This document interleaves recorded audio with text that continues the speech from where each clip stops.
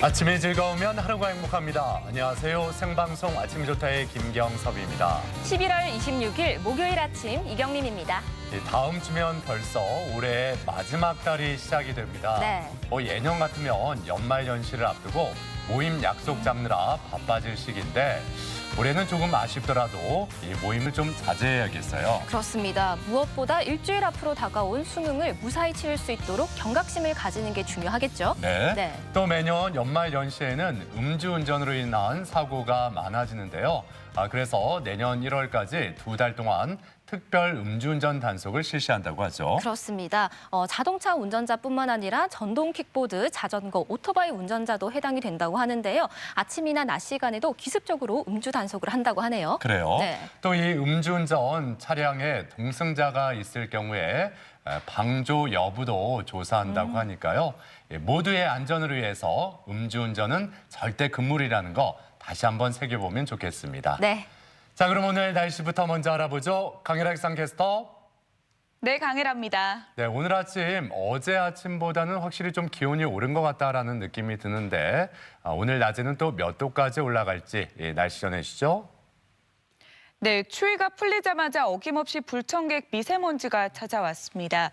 대기가 정체된 데다가 밤사이 국외 미세먼지까지 유입되면서 공기가 탁합니다. 세종과 충남은 종일 초미세먼지 농도 나쁨, 대전은 오전 한때 일시적으로 초미세먼지 농도가 높게 나타나겠습니다. 외출하시는 분들은 꼭 미세먼지용 마스크를 착용하셔야겠습니다. 오늘 큰 추위는 없겠습니다. 대전 현재 3.4도로 어제보다 4도가량 높은데요. 낮 기온은 어제와 비슷하겠습니다. 대전 12도까지 오르겠습니다. 위성 영상입니다. 오늘은 고기압의 가장자리에 들면서 가끔 구름이 많겠습니다. 지역별 날씨입니다. 낮 기온은 아산 10도, 공주 11도, 대전 12도로 예상됩니다. 충남 서해안은 한낮에 태안 11도, 보령 12도까지 오르겠습니다. 바다의 물결은 모든 해상에서 낮게 일겠습니다. 주간 날씨입니다. 내일 낮부터 찬바람이 불면서 다시 날이 추워지겠습니다. 주말 아침에는 대전 기온이 영하 2도까지 뚝 떨어지겠습니다. 날씨였습니다. 앞서 올 연말 연시에는 모임과 약속을 자제해야 된다 이런 사회적 분위기를 잠깐 말씀을 드렸는데 네. 머리로는 충분히 이해가 가는데 네. 마음으로는 이게 또 쉽게 받아들여지지가 않습니다. 그렇습니다. 매일매일 마스크도 착용을 해야 되고요. 네. 주말에는 나들이를 쉽게 갈 수도 없고 또 연말에는 그리운 얼굴들을 못 본다고 생각하니까 좀 마음이 힘들어지네요. 그래요.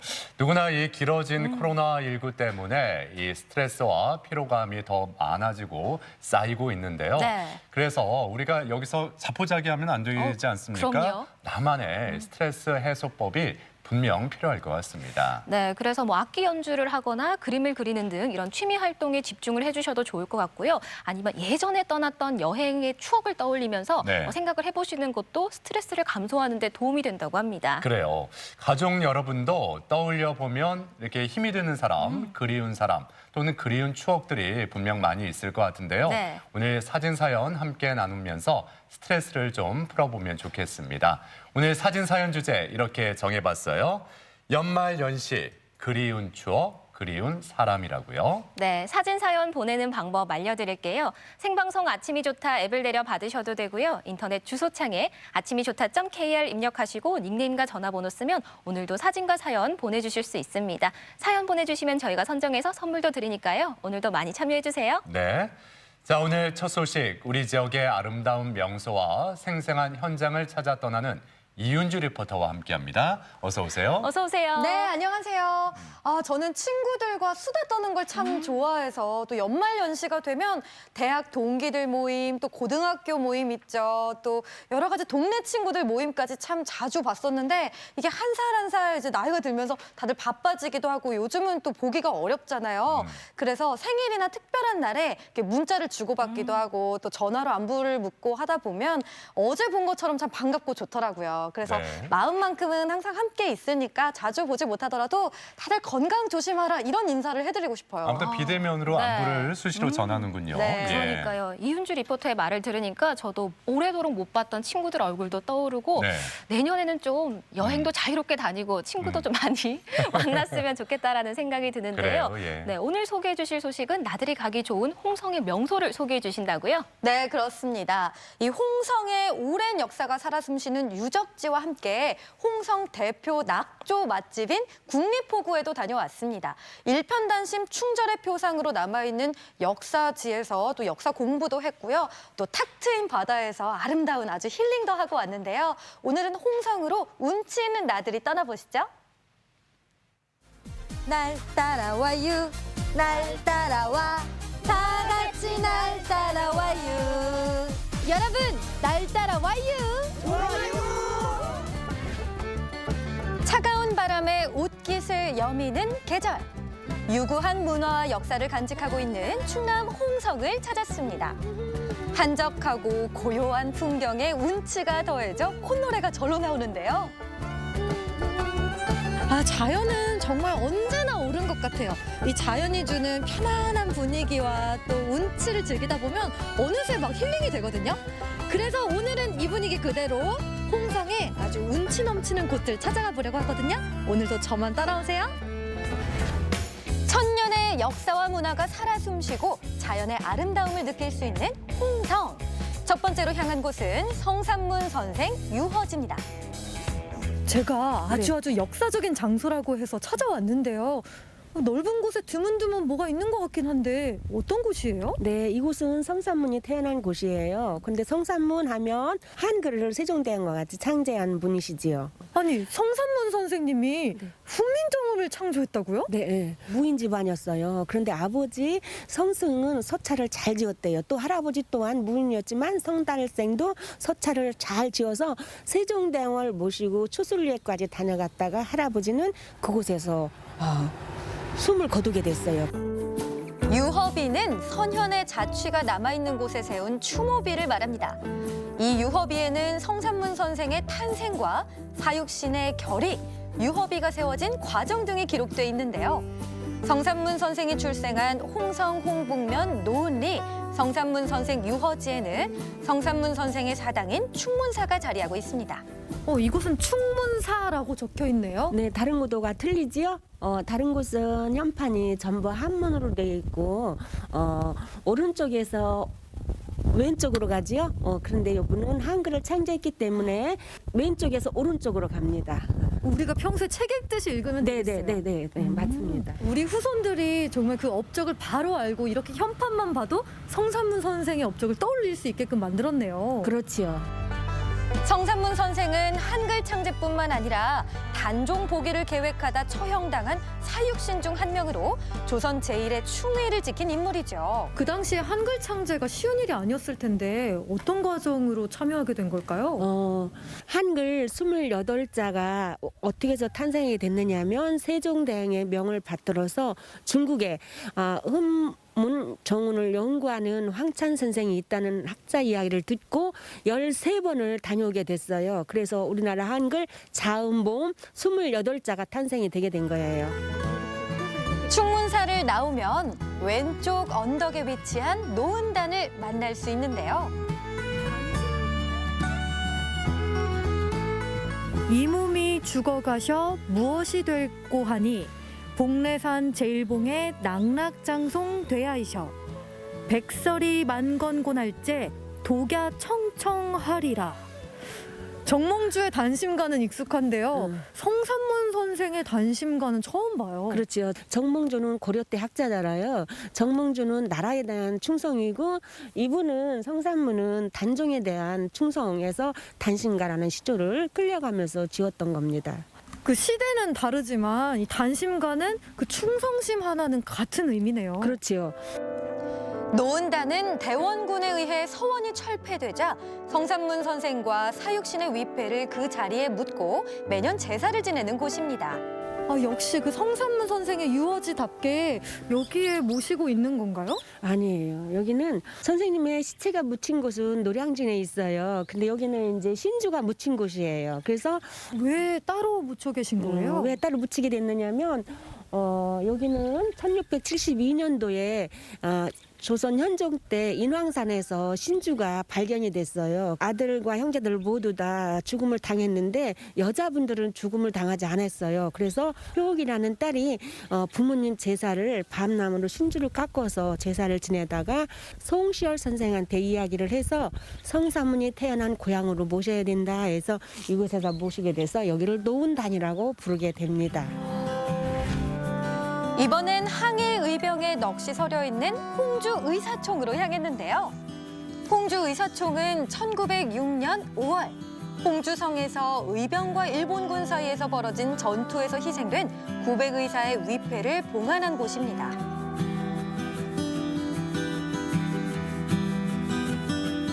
그 당시에 일본군들은 이제 무기가 달랐어요. 무기가 달라서 이 무기 때문에 의병들이 이렇게 희생을 당했어요. 그리고 또 홍주 목사였던 이승우가 동참하기로 해놓고서 3일 만에 변신을 한 거예요. 그래서 이완용이 특수부대를 내려보내서 진압을 하게 됐어요. 그래서 성 안에는 그런 흔적들이 많이 남아 있습니다. 내포의 중심지 홍성에서 일어난 홍주성 전투는 의병들의 항일운동 중에서도 가장 규모가 크고 치열했다는데요. 근데 무덤이 하나하나 뭐 성함도 없고 다 같이 이렇게 하나로 묻혀 계신 거예요? 그 당시는 여기 천에 많은 시승이 나무에도 걸쳐 있고 뭐 남자들이 꽂았던 상투가 나와서 그 개수에 따라서 한 900에서 1000명 정도 된다 해서 여기다 무덤을 해놓고 이제 지명이 900의총이라고 부르다가 49년도에 이제 도지정 문화재로 지정받으면서 홍주 의사총으로 이제 바뀌게 됐어요. 을사늑약이 체결되면서 이에 반대했던 의병장 민종식의 주도하에 일본군의 병기를 탈취하고 홍주성을 점령하는 데 성공했던 의병들. 하지만 대규모의 병력을 파견한 일본군의 공격이 본격화되면서 홍주성이 함락되고 수백 명의 의병들이 순절했다고 합니다.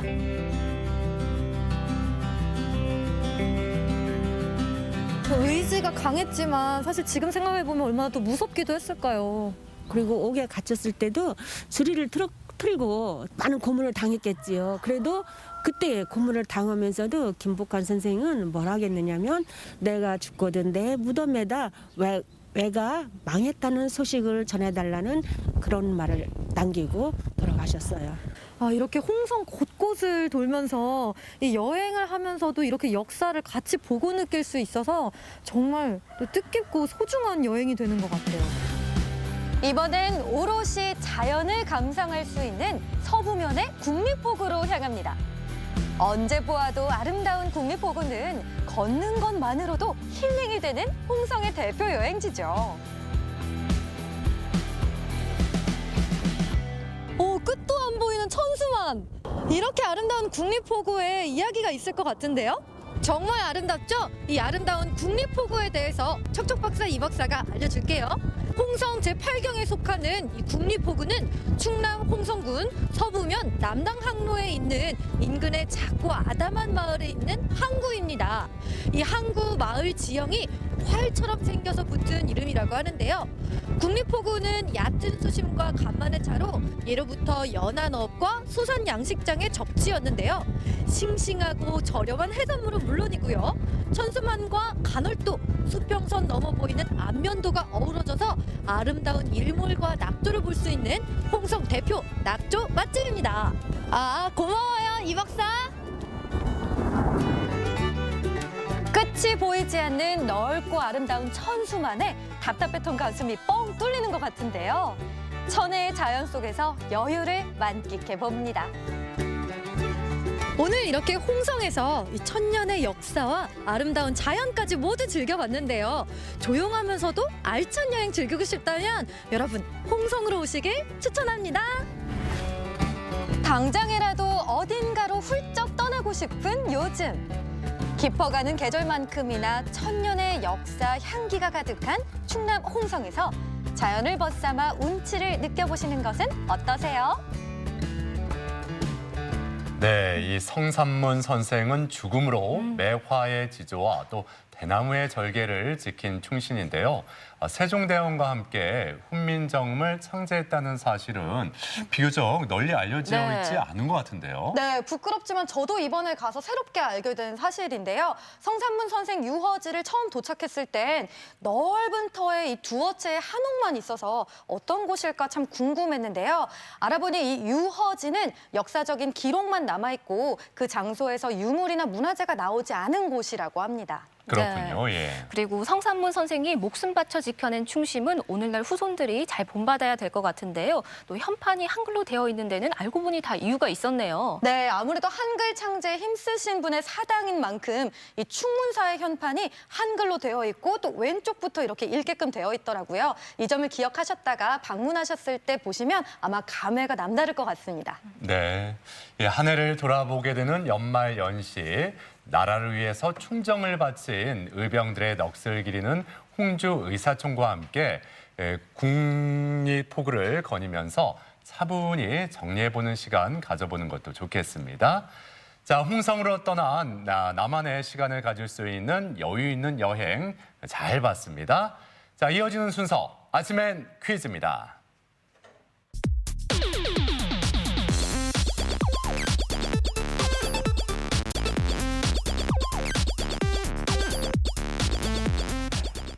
시사상식에 대해서 부담 없이 함께 알아보고 실시간 가족 여러분과 더욱 소통할 수 있는 시간. 아침엔 퀴즈 함께 하시죠. 네, 퀴즈 푸는 방법 알려드릴게요. 생방송 아침이 좋다 앱을 내려 받으셔도 되고요. 인터넷 주소창에 아침이 좋다.kr 입력하시고 닉네임과 전화번호 쓰면 오늘도 퀴즈 푸실 수 있습니다. 퀴즈도 5문제 모두 맞추신 분에 한해서 추첨을 통해 선물 드리니까요. 끝까지 함께 해주세요. 네. 앞서 그 국립포구도 소개해 주셨는데 네. 이 시간은 퀴즈. 어. 답이 뭘까 이렇게 좀 궁리하게 되는 그런 시간 아니겠습니까? 네. 네. 예. 어떤 문제가 나올지 오늘도 궁금해집니다. 네, 정말 뭐 국립포구의 그 국리처럼 어떤 문제가 나올지 잘 상상해 보시면서 자, 첫 번째 문제부터 재미나게 풀어보겠습니다. 문제 보여주세요. 3, 2, 1. 백성을 가르치는 바른 소리라는 뜻으로 1443년 세종이 창제한 우리나라 글자를 이르는 말은 무엇일까요? 1번 동국정운, 2번 사서통고, 3번 훈민정음. 네. 뭐 굳이 네. 힌트를 드릴 필요는 없겠죠. 그러니까요. 예, 다 알고 계실 겁니다. 네. 백성을 가르치는 바른 소리. 예. 네. 첫 번째 문제. 세종대왕이 네. 창제한 우리나라의 자랑스러운 글자죠. 네. 자, 첫 번째 문제 아주 쉬운 문제 아니었나요? 시간이 다 됐는데요. 정답 보여주세요. 정답은 3번 훈민정음입니다. 훈민정음은 조선시대에 한글이 창제 반포됐을 당시의 공식 명칭으로 세계 2,900여 종의 언어 가운데 유네스코에서 최고의 평가를 받은 우리나라의 문화유산입니다. 네, 오늘 날따라 와유에서 소개해드린 성산문 선생 외에도 정인지 외 8명의 집현전 학자들 그리고 세종대왕이 백성을 위해 만들어주신 훈민정음 정말 고유한 창조적인 언어잖아요. 정말 그럼요. 자랑스럽습니다. 자랑스럽습니다. 네. 예. 자, 이제 두 번째 문제 풀어보겠습니다. 문제 주세요. 네, 두 번째 문제는 물고기, 이 생선과 관련된 문제입니다. 두 번째 문제 보여주세요. 3, 2, 1. 까나리과에 속하는 바닷물고기로 몸이 가늘고 길며 주둥이가 뾰족하고 아래턱이 튀어나와 있는 것이 특징입니다. 우리나라에서는 강원도 동해안에서 늦가을부터 겨울 사이에 잡히는 이것은 무엇일까요? 1번 청어, 2번 양미리, 3번 도루묵. 네, 보기를 보다 보면 얼핏 보면 사람 이름 같기도 하고요. 저는 이 생선이 네. 맛도 좋고 단백질도 풍부하다고 하니까 네네. 날이 추워지니까 미리미리 잘 챙겨 드셔서 좀 건강 관리를 잘 해주셨으면 좋겠습니다. 그래요. 저는 그 찜질방 갔을 때 우리 네. 이 양머리 이렇게 수건을 양머리도 이렇게 있네요. 쓰곤 했잖아요. 네. 그런 생각도 나고. 저는 배우 견미리 씨가 생각나요. 그러게요. 넉넉하게 드렸네요. 좀 생뚱맞나요? 자, 바닷물고기 어떤 물고기일까요? 정답 보여주세요. 정답은 2번 양미리입니다. 양미리는 주로 12월에서 3월 사이 우리나라 동해안에서 많이 잡히는데요. 까나리와 비슷한 모양이나 크기가 더 작고요. 산란기가 되면 물이 지어 깊은 곳에서 연안 가까이 이동한다고 합니다. 네. 이 양미리는 맛이 고소하고 가격도 저렴해서 서민들의 겨울철 술안주로 제격인데요. 뭐 등푸른 생선이고 또 뼈째 먹는 생선으로 또 우리 몸에 이로운 불포화 지방산, 아미노산, 단백질이 풍부하게 들어있어서 골다공증 예방에 좋습니다. 자, 이제 세 번째 문제 향해 달려갑니다. 세 번째 문제 주세요. 네, 이번에는 재미있는 상식 문제 준비해봤습니다. 세 번째 문제 보여주세요. 3, 2, 1. 인간과 가장 비슷한 지문을 가진 동물은 침팬지다. 맞으면 O, 틀리면 X. 네.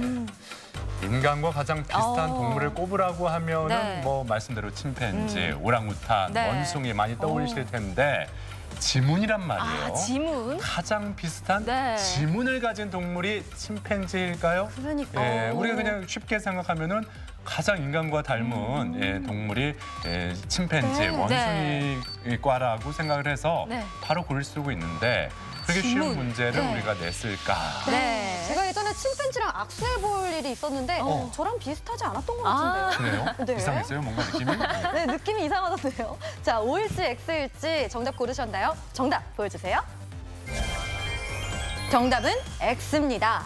인간과 가장 흡사한 지문을 가진 동물은 코알라로 전자현미경상으로도 인간과 코알라의 지문은 구별하기가 어렵다고 하는데요. 특히 코알라가 서식하는 호주에서는 경찰들이 수사에 혼선을 주는 경우도 있어서 코알라를 싫어한다고 합니다. 네. 코알라는 인간이나 침팬지 같은 영장류를 제외하고 유일하게 지문이 있는 동물이라고 하는데요. 특히 주식인 유칼립투스를 먹을 때도 독성이 적고 원하는 잎을 골라 먹기 위해서 이 손 끝이 정교해졌다고 하는데 그러면서 지문이 더욱더 발달했다고 합니다. 그렇군요. 네. 예. 자, 이제 오늘의 네 번째 문제 풀어봅니다. 네 번째 문제 어떤 문제가 나올지 주시죠. 네, 이번 문제는 겨울철에 특히 더 조심해야 할 질환에 관한 문제입니다. 네 번째 문제 보여주세요. 3, 2, 1. 심장혈관이 혈전이나 연축 등의 이유로 갑자기 막히면서 심장 근육이 손상되는 질환은 무엇일까요? 1번 심근경색증, 2번 심부전, 3번 부정맥. 네. 그러니까 이 심장의 근육이 네. 갑자기 이렇게 쪼그라들면서 예, 혈액순환이 잘 안 되는 네. 그런 질환이다. 앞서 설명해 주셨는데 네. 뭔가 이렇게 줄어든다는 네. 그런 느낌의 단어가 들어가 있는 예, 그 답이 보일 겁니다. 네. 우리가 얼어붙을 때 경직된다 이런 말도 하잖아요. 그러니까요. 네. 예. 심장의 근육이 갑자기 경직되는. 막히면서. 네. 네. 자, 세 가지 중에서 어떤 질환을 말하는 걸까요? 겨울철에 더 조심해야 된다고 하는데요. 자, 시간이 다 됐습니다. 정답 보여주세요. 정답은 1번 심근경색증입니다. 심근경색증이란 심장 동맥경화증으로 혈액순환이 제대로 되지 않아 심장 근육의 괴사가 발생하는 질환으로 흉통과 호흡곤란, 소화불량 등의 증상이 나타납니다. 네. 실내외 온도차가 큰 겨울철에는 특히 심혈관 질환에 주의를 해야 되는데요. 실제로 급성 심근경색증의 경우 여름에 비해서 겨울철에 50% 정도 더 많이 발생한다고 합니다. 외출할 때는 실내외 온도차가 많이 나지 않도록 얇은 옷을 여러 겹 껴입는 게 좋겠고 나갈 때 특히 귀마개나 모자, 마스크를 활용해서 보온 관리에 더욱 신경 쓰셨으면 좋겠습니다. 자, 이제 오늘의 마지막 문제, 다섯 번째 문제 풀어봅니다. 문제 주세요. 네, 오늘의 마지막 문제, 음악과 관련된 문제입니다. 다섯 번째 문제 보여주세요. 3, 2, 1. 조선시대에 종묘에서 역대 제왕의 제사 때 쓰던 음악으로 국가 무형문화재 제1호로 지정된 이 음악은 무엇일까요? 1번 영산회상, 2번 종묘제례악, 3번 향제 줄풍류. 네. 아침엔 퀴즈 다섯 번째 문제도 굉장히 쉽게 고르실 수 있을 것 같습니다. 그래요? 예. 거의 뭐 문제만 좀 찬찬히 잘 들여다보시면은 네. 정답을 바로 고르셨을 것 같은데요. 맞아요. 네, 종묘에서 역대 제왕의 제사 때 쓰이는 음악이라고 했으니까 일단 종묘라는 글자만 봐도 손쉽게 보기에서 골라주실 수 있을 것 같네요. 네. 그렇습니다. 원래 헷갈릴 때는 문제만 잘 집중해서 봐도 네. 풀기가 쉽거든요. 종묘에서 제사 때 쓰던 음악. 자, 정답 확인해 보겠습니다. 정답 보여주세요. 정답은 2번 종묘제례악입니다. 종묘제례악은 조선시대 종묘에 제사를 드릴 때 연주하는 기악과 노래, 무용의 총칭으로 종묘제례악과 함께 2001년 유네스코 세계무형유산으로 지정됐습니다. 네. 아침인 퀴즈 오늘도 5문제 모두 풀어봤고요. 많은 분들이 함께해 주셨습니다. 5문제 모두 맞추신 분에 한해서 추첨을 통해 선물 드립니다. 네. 자, 앞서 뭐 국립포구라든지 네. 예, 여러 곳을 좀 소개해 주셨는데 아무래도 그 코로나19 때문에 사람이 북적이는 곳보다는 네. 앞서 소개해 주신 그런 고즈넉한 곳을 좀 찾게 되는데 그런 곳을 이렇게 혼자 걸었을 때 네. 어떤 느낌이 드나요? 제가 걸어본 적이 없어서 혼자. 제가 국립포구를 갔을 때는 예. 정말 그 전망이 아주 멋지더라고요. 또 네네. 바닷가가 또 탁 트였기 때문에 그래서 저는 아주 아름다운 그 명소를 발견해서 너무 좋았습니다. 근데 이 박사님은 살짝 춥다고 하시더라고요. 아, 그래요? 저한테 설명을 해주시다 보니까 바람이 예. 많이 불어서. 네. 그런 곳에 가면은 좀 자신에 대해서 예, 뒤돌아보면서 오. 반성을 좀 하게 되나요? 반성이요? 예. 반성이라기보다는 이런 곳을 내가 왜 이제 알았지? 하는 조금 후회는 듭니다. 그런 네. 아쉬움. 네. 예, 전 좀 반성을 많이 해야 될 것 같아서 좀 찾아볼까 했거든요. 반성이요? 예. 네. 자, 이렇게 오늘도 이은주 리포터와 함께했는데요. 수고 많으셨습니다. 고맙습니다. 네, 고맙습니다. 감사합니다.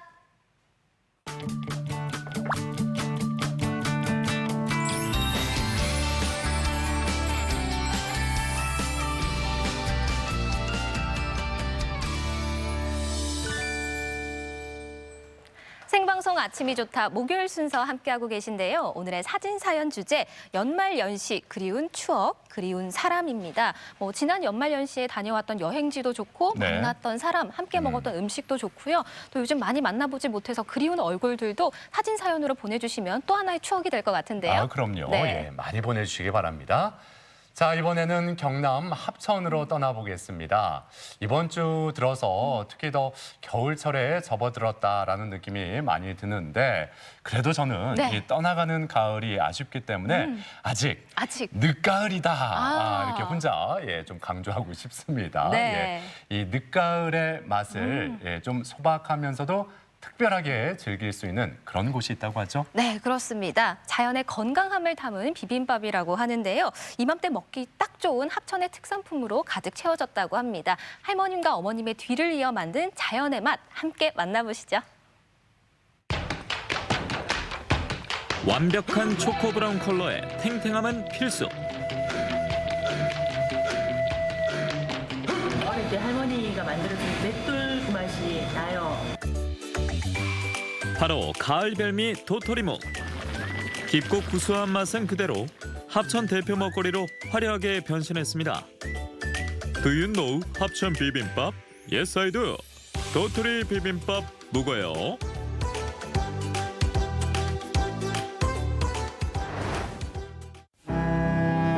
가을의 끝물 합천을 찾았습니다. 수려한 고장답게 계절의 끝자락에도 운치가 느껴지는데요. 낙엽을 보면 괜스레 헛헛해지는 마음. 이맘때 먹으면 좋을 합천의 음식이 있습니다.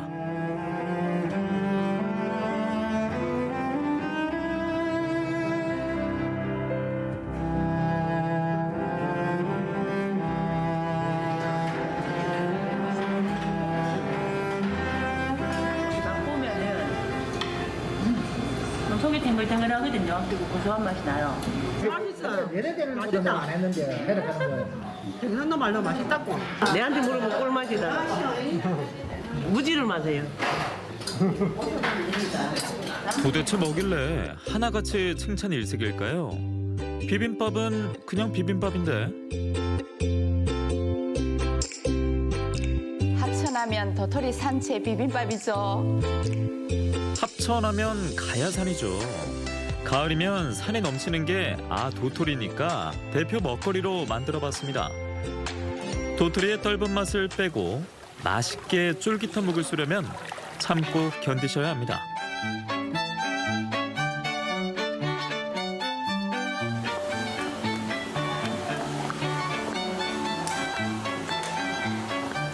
묵을 이렇게 끓이다가 팔 아프다고 빨리 퍼면은 묵이 탱글탱글하고 쫄깃하지가 않거든요.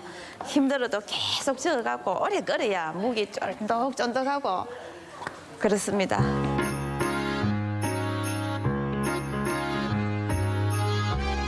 결혼해서 여기 왔을 때 어머니께서 한 지가 한 20여 년 되더라고요. 그때부터 제가 계속 같이 하니까 한 60년이 다 되어 가네요.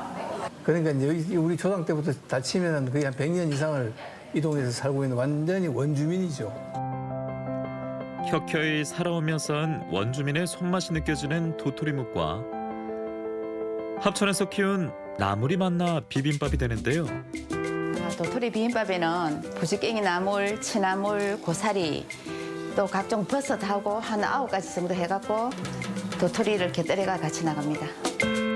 철에 따라 조금씩 달라지지만 기본 10가지 정도 나물이 들어갑니다. 도토리 비빔밥. 처음에는 버섯과 도토리묵, 달래 부추장으로 구성됐다는데요. 산채 비빔밥도 맛있지만도 도토리묵을 먹고 싶어하고 2가지를 다 먹고 싶어하는 손님들이 많아. 산채 비빔밥에다가 도토리를 얹어갖고 그래 도토리 비빔밥을 만들으니까 손님들 호응이 아주 좋았어요. 그렇게 탄생한 도토리 비빔밥. 다들 이것만 찾습니다. 이거 왔어? 맛있어 먹어봐.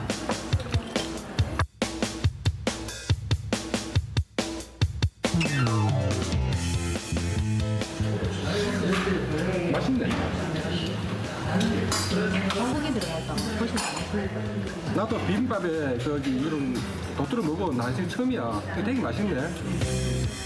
얼마나 맛있는지 이 소리 들어보면 아시겠죠?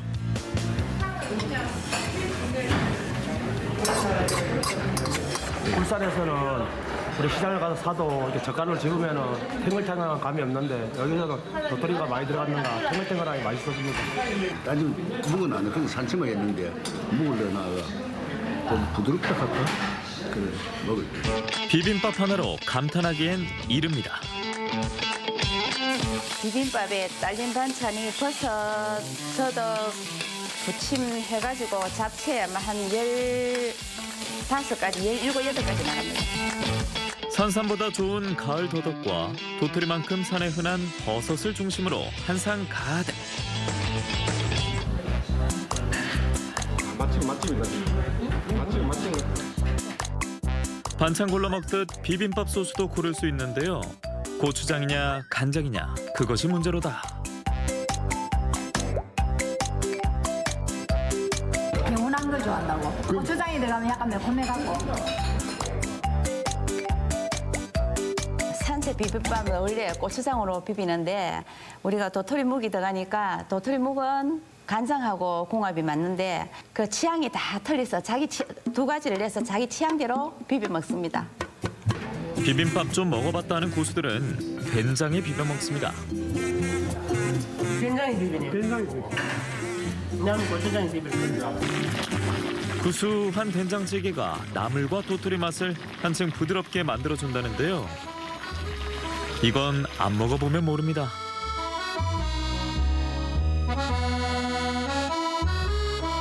자기는 향을 그대로 살리려고 그러면은 고추장 양념 음식 그냥 먹는 게 자기 그 향을 느끼고 안 좋을 것 같네.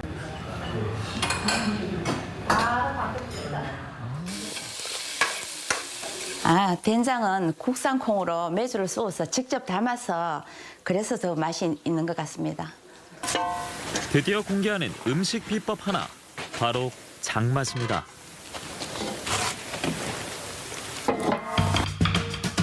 속을 파보면 황금빛이 도는데요. 이야, 빛깔만 봐도 맛이 느껴집니다. 요거는 2년 됐습니다. 된장이 오래돼서 맛있다 하는데 1년, 2년째가 때 그렇게 끔지도 안 하면서 맛이 좋더라고요. 그리고 두 번째 비법은 인공조미를 하지 않는 건데요. 버섯에 조미료 들어가면 맛이 오히려 감소됩니다. 인공조미료를 쓰지 않고 천연조미료로 음식의 제맛을 내는 그게 비법이라고 할 수 있습니다. 큰 비법은 없지만 그래서 더 끌립니다. 만든 거. 집에서 만든 거. 한결같은 맛을 알아주는 손님들 덕에 오래된 단골이 많습니다. 자연의 맛이라는 느낌이 들어요. 이렇게 조미료 맛은 안 나고 이렇게 편안해요. 또 하나, 음식은 갓 했을 때가 제일 맛있으니까 멀리까지 찾아준 손님들을 생각하며 따뜻함이 식기 전에 차려나갑니다.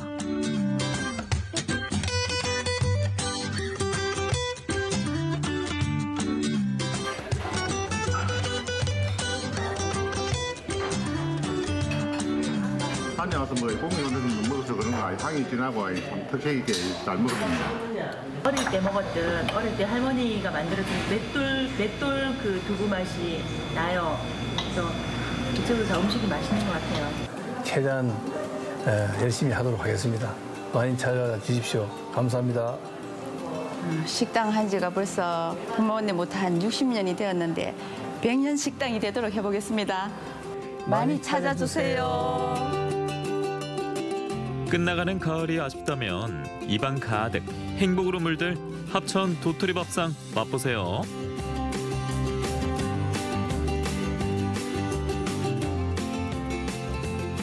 네, 이 화면으로만 봐도 이 도토리묵 탱글탱글한 식감이 느껴지는데 네. 여기에 그 합천에서 키운 나물이 곁들여지면서 신선하고 맛있는 비빔밥이 만들어지네요. 그러니까요. 나물이 가득 들어간 산채 비빔밥과 도토리묵을 함께 즐길 수 있어서 너무 좋았는데요. 가정에서도 응용하셔서 도토리묵 비빔밥을 즐겨보시는 것도 이 가을의 맛을 느끼기에 참 좋을 것 같습니다. 그래요. 자, 요즘 트렌드한 비대면 여행이라고 하면 아무래도 야영지에서 텐트를 치고 즐기는 캠핑이라든지 네. 차에서 하룻밤을 지새는 차박을 떠올리게 되는데요. 날씨가 점점 더 추워지면서 캠핑카에 대한 관심도 높아지고 있죠. 그렇습니다. 요즘 유행을 몰고 온 차박도 좋지만 침실도 있고 주방도 있는 캠핑카에 대한 인기도 점점 높아지고 있다고 하는데요. 그런데 특별한 캠핑카를 만드는 부부가 있다고 합니다. 춘천으로 함께 떠나보시죠. 어느새 코끝 시린 초겨울입니다. 요즘 같은 이 코로나 시기에 제가 좀 새로운 그런 취미가 하나 생겼거든요.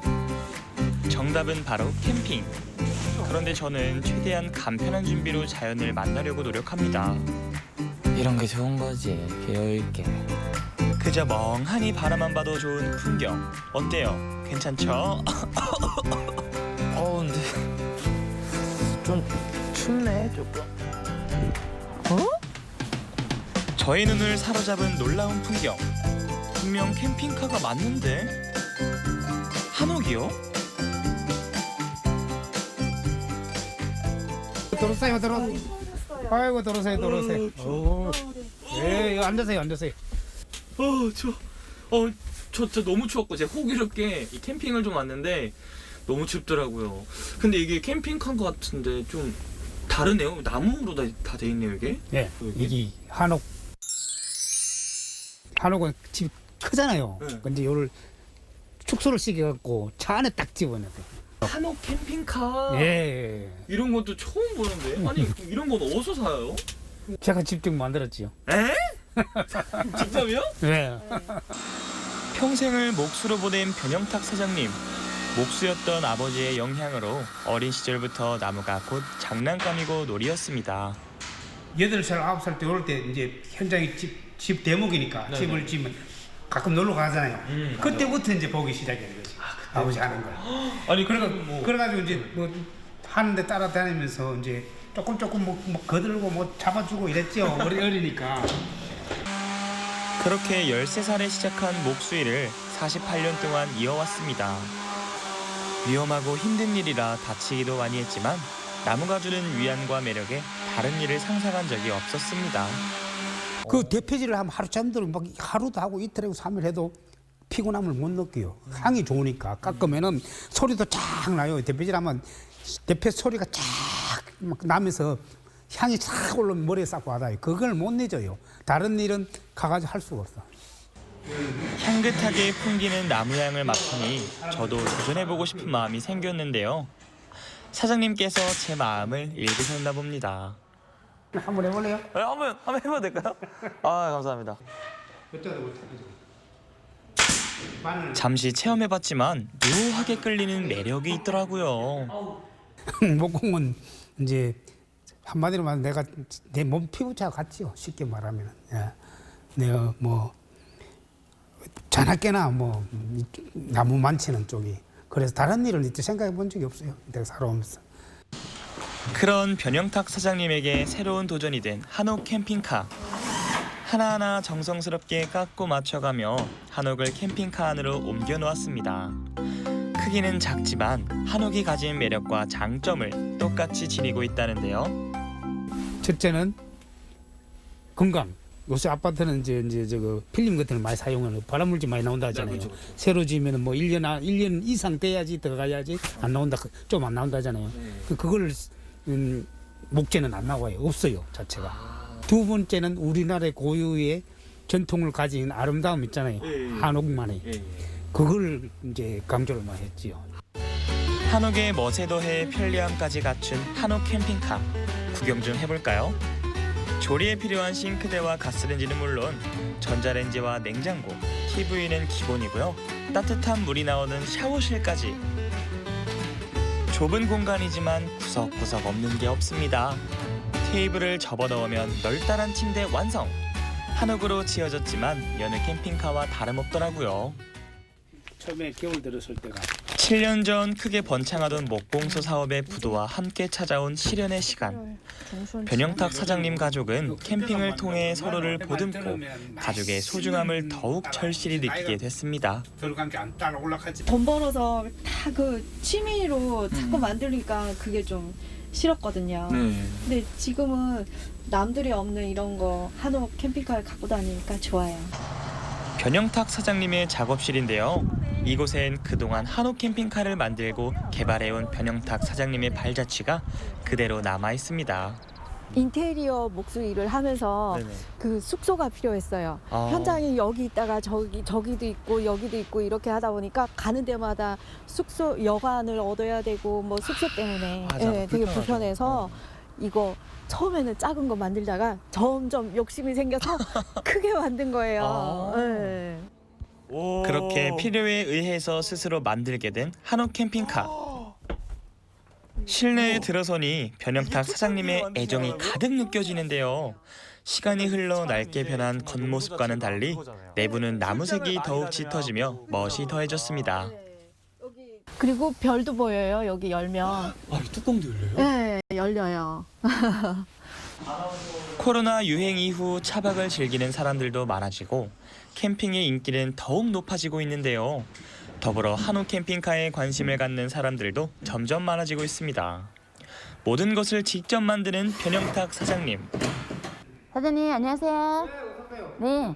얼마나 됐나 좀 궁금해서. 거의 다 돼갑니다 이제. 한옥 캠핑카에 대해 매력을 느끼고 주문한 의뢰인. 벌써부터 기대가 크시답니다.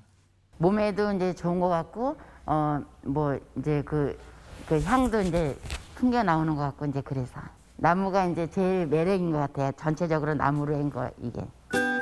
좋아하는 일을 하며 앞으로만 달려가는 남편 곁에는 늘 묵묵히 뒤를 지켜주는 아내가 있습니다. 캠핑 다닐 때도 캠핑카를 만들 때도 늘 함께하는 아내. 남편 일 내조하면서 저희 그 제품을 한옥 캠핑카를 사용하시는 분들이 편리하고 편안하게 사용할 수 있게 그렇게 하는 것이 저희 바람이에요. 차 안의 작은 한옥. 한옥의 멋과 매력을 많은 사람들에게 알리고 싶은데요. 또 서민들이 너무 비싼 걸 못 만지잖아요. 그래서 서민들에 맞춰가지고 거기에 금액을 맞춰가지고 그래가 판매하려고 앞으로 많이 좀 힘 닿는 데까지 만들어가지고 적당한 가격을 받고 판매하려고 그래. 부드러운 나무의 숨결에 반해 평생을 나무와 함께하고 있는 변영탁 사장님. 다친 손가락의 개수를 훈장으로 여기며 한옥의 아름다움을 알리고 있습니다. 편안하고 포근한 캠핑카. 캠핑카가 서 있는 곳 그 어디라도 한옥의 앞마당이 되는데요. 저 푸른 초원 위에 그림 같은 집을 짓고 사랑하는 님과 함께 살고 싶은 사람들에게 딱 맞는 공간이 아닐까 싶습니다. 네, 이 운전대를 잡고 떠나기만 해도 네. 어디든지 내 앞마당이 되는 거잖아요. 네. 캠핑카의 매력 굉장히 높은 것 같습니다. 근데 게다가 실내가 다 나무로 되어 있으니까 네. 그냥 차를 타고 드라이브만 가도 건강한 여행이 되겠어요. 그러니까요. 이 캠핑카를 타고 온 가족이 함께 여행을 다니는 것만으로도 가족의 정이 더욱더 돈독해질 것 같은데요. 앞으로도 실용적이고 멋진 캠핑카 많이 만들어주셔서 여행의 기쁨을 널리 알려주시면 좋겠습니다. 네. 계속해서 우리 지역 날씨 알아보죠. 강일하 기상캐스터. 네, 추위가 풀리자마자 어김없이 불청객 미세먼지가 찾아왔습니다. 대기가 정체된 데다가 밤사이 국외 미세먼지까지 유입되면서 공기가 탁합니다. 세종과 충남은 종일 초미세먼지 농도 나쁨, 대전은 오전 한때 일시적으로 나쁘게 나타나겠습니다. 외출하시는 분들은 꼭 미세먼지용 마스크를 착용하셔야겠습니다. 오늘 큰 추위는 없겠습니다. 현재 대전 3.4도로 어제 같은 시각보다 2도가량 높은데요. 낮 기온은 어제와 비슷하겠습니다. 대전 12도까지 오르겠습니다. 위성 영상입니다. 오늘은 고기압의 가장자리에 들면서 대체로 구름이 많이 지나겠습니다. 지역별 날씨입니다. 낮 기온은 천안 11도, 아산 10도, 대전 12도로 예상됩니다. 충남 서해안은 한낮에 태안 11도, 보령 12도로 선선하겠습니다. 바다의 물결은 모든 해상에서 낮게 일겠습니다. 주간 날씨입니다. 내일 낮부터 찬바람이 불면서 다시 날이 추워지겠습니다. 주말 아침에는 대전의 기온이 영하 2도까지 뚝 떨어지겠습니다. 날씨였습니다. 생방송 아침이 좋다는 항상 가족 여러분의 참여를 기다립니다. 좋은 방송 소재 있으면 언제든지 연락만 주시면 되겠습니다. 네, 계속해서 시청자 여러분들의 이야기 만나볼 텐데요. 오늘의 주제 연말연시 그리운 추억, 그리운 사람이었습니다. 한 분씩 만나보도록 할게요. 1178번님, 올해 가을에 갔던 천리포 수목원입니다. 가을이 너무 짧아서 더 그리워지네요. 조금만 더 길었다면 하는 아쉬움에 사진을 남겨봅니다. 네. 3336번님, 가족이 모여 가까운 곳이라도 함께 가서 즐거운 시간을 보낼 때 큰 힘이 된답니다. 손자를 안아보면 젊었을 때 그 행복이 다시 찾아오는 것 같습니다. 그러시군요. 예. 0479번님, 작년에 친동생과 섬에 놀러 갔습니다. 저희 아이들과 재미있게 보내고 왔는데요. 공기가 좋고 또 자연 체험도 했던 기억이 납니다. 코로나가 다 지나가면 또 놀러 가고 싶습니다. 네.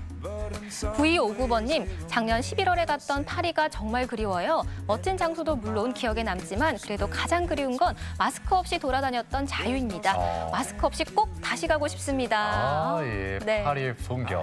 예. 0180번님, 고향집이 그리워질 때면 제가 살던 부모님과 아우들과 집에서 찍은 사진을 보면서 힘을 냅니다. 사진을 볼 때마다 세월의 변함에 놀라기도 합니다. 네, 1369번님, 작년 연말엔 가족과 함께 제주도 여행을 다녀왔습니다. 크리스마스 시즌이라 예쁜 크리스마스 장식도 보고 귤 농장에서 귤도 따고 2021년 연말에는 갈 수 있겠죠? 가야죠. 그럼요. 예. 그때는 마음껏 가야죠. 네. 예. 6411번님, 사진 올린 이곳은 베트남이고 코로나가 한창 유행하기 전에 갔다 왔습니다. 코로나만 아니었으면 여기저기 많이 다녔을 텐데 지금은 이것도 그리운 추억이 됐습니다. 네. 비록 다 추억이 됐지만 우리가 또 이 추억 때문에 또 힘을 낼 수 있는 거 아니겠어요? 네, 함께 추억 여행 해봤는데요. 사연 가운데 선정해서 선물 보내드리겠고요. 사진 사연 보내주신 모든 분들께 감사드립니다. 내일 아침 문화나들이에서는 우리 지역 전시와 공연 소식 준비했습니다. 미술문화 발전과 신진 예술인을 발굴하기 위한 금강미술대전과 대전시립 연정국악원의 기획공연, 종묘제례악 소식까지 내일 아침 함께 만나보시죠. 네, 그리고 내일 건강톡톡에서는 암과 재활 치료에 대해서 알아봅니다. 네. 암을 완전히 극복하기 위해서는 재활 치료도 중요하다고 하죠. 네, 그렇습니다. 암의 종류에 따라 재활 치료 방법도 다양하다고 하고요. 또 치료 동작을 할 때도 주의할 점이 필요하다고 합니다. 내일 건강톡톡 시간에는 암 환자의 재활 치료 방법에 대해서 자세히 알아보도록 하겠습니다. 네. 자, 오늘 하루도 건강하게 또 활기차게 보내셨으면 좋겠습니다. 저희는 내일 아침 7시 50분에 다시 인사드리죠. 함께해 주신 여러분 고맙습니다.